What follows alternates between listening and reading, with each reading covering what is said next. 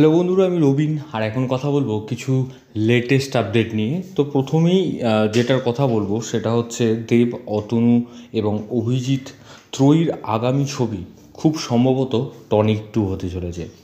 থাকতে পারে মিঠুন চক্রবর্তী ও পরাণ বন্দ্যোপাধ্যায়। দেব অভিজিৎ জুটির এই পর্যন্ত 3টে মুভি করেছেন টনিক, প্রধান, প্রজাপতি এবং টানা 3টে ব্লকবাস্টার হিট। তার মধ্যে থেকে প্রজাপতি হায়েস্ট গ্রস মুভির মধ্যে রয়েছে। আগের 3টে সিনেমাতে আমরা দেখেছি হয়তো পরাণ বন্দ্যোপাধ্যায় আছে, না হলে মিঠুন চক্রবর্তী আছে, কিন্তু সম্ভবত এবার আমরা টনিক 2 সিনেমার মধ্যে আমরা দুজনকেই দেখতে চলেছি।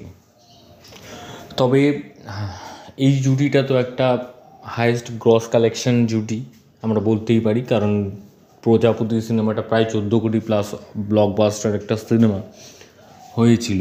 তো দেখা যাক অফিসিয়ালি অ্যানাউন্সমেন্ট কত তাড়াতাড়ি আসে, তো সেরকমই তোমাদের আপডেট দিতে থাকবো। তো পরবর্তী আপডেট হচ্ছে রাজ চক্রবর্তীর হিন্দি পরিণীতায় কারা অভিনয় করছেন। পরিণীতা ছবিকে হিন্দি সিরিজ আকারে নিয়ে আসছেন রাজ চক্রবর্তী। সম্প্রতি খবর মিলেছে সিরিজে দেখা যেতে পারে সুমিত ব্যাস, প্রিয়াংশুকে।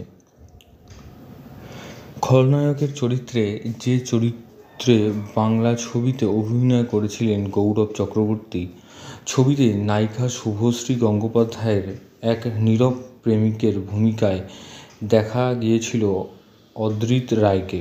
সেই ভূমিকায় দেখা যেতে পারে প্রিয়াংশুকে। এও শোনা যাচ্ছে সিরিজে বলিউড নায়িকা, হিন্দি অভিনেতাদের পাশাপাশি কলকাতার জাতীয় স্তরের খ্যাতনামী অভিনেতারাও থাকবেন। সেই অনুযায়ী উঠে এসেছে 2 বলিউড অভিনেতার নাম। সুমিত ইংলিশ ভিংলিশ ভিরে দি ওয়েডিংয়ের জন্য প্রিয়াংশুকে দেখা গিয়েছে রক অন 2, পিপ্পা ছবিতে, মির্জাপুর 2 সিরিজে। সাল 2019। পরিণীতা দিয়ে রাজ তার পরিচালনার ঘরানা বদলেছিলেন। অভিনেতা সোহিনী সেনগুপ্তের তত্ত্বাবধানে ছবির জন্য নিজেকে ভেঙে চুরে তৈরি করেছিলেন শুভশ্রী। নায়ক বাবাইদার চরিত্রে ঋত্বিক চক্রবর্তী নতুনভাবে নিজেকে পর্দায় তুলে ধরেছিলেন। হিন্দি সিরিজের ক্যামেরার দায়িত্বে গৈরিক সরকার, সিরিজ সম্পাদনার দায়িত্বে LSD2 খ্যাত সম্পাদক পারমিতা ঘোষ। গল্প এবং চিত্রনাট্য অনেকটাই বদল ঘটানো হয়েছে। হিন্দি সিরিজের জন্য গল্প লিখেছেন এক মারাঠি লেখক। জানা গিয়েছে উত্তর কলকাতার পাশাপাশি শহরতলিতেও কিছু দৃশ্য ক্যামেরাবন্দি করেছেন রাজ। তো দেখা যাক আপডেট আরও কী আসে, তোমাদের দিতে থাকবো। তো পরবর্তী আপডেট হচ্ছে ফের বড় পর্দায় শাহরুখ খানের স্বদেশ সিনেমাটা। শাহরুখ খানের কেরিয়ারের অন্যতম সেরা সিনেমা স্বদেশ আবারও বড় পর্দায় মুক্তি পেতে যাচ্ছে। খুব শীঘ্রই রিলিজ ডেটের ঘোষণা করবে মেকার্সরা, এরকমই আপডেট বা গুঞ্জন বলতে পারো শোনা যাচ্ছে। তবে কতটা সত্যি ঘটনাটা, তো সেটা অফিসিয়ালি আপডেট না এলে জানা যাবে না। তবে এরকম একটা গুঞ্জন শোনা যাচ্ছে।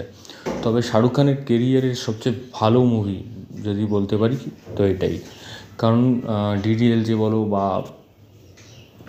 যে কোনো সিনেমা শাহরুখ খানের, তার থেকে অনেক বেটার মুভি এটা।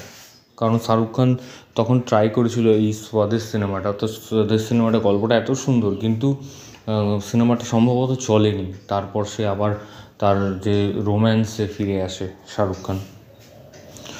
তো সিনেমাটা যদি রিলিজ হয় বা রিলিজ হবে কিনা জানি না, তবে সিনেমাটা আমার মনে হয় দেখা উচিত।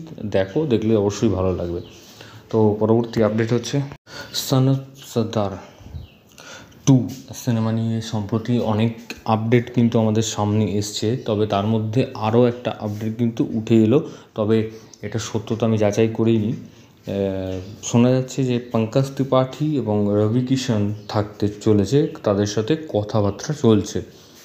তবে দেখা যাক অফিসিয়ালি অ্যানাউন্সমেন্ট কবে আসে বা এরা আদৌ থাকে কি না, কারণ এরকম ধরনের তো আপডেট অনেক সময় আসে যে এ থাকতে চলেছে, ও থাকতে চলেছে।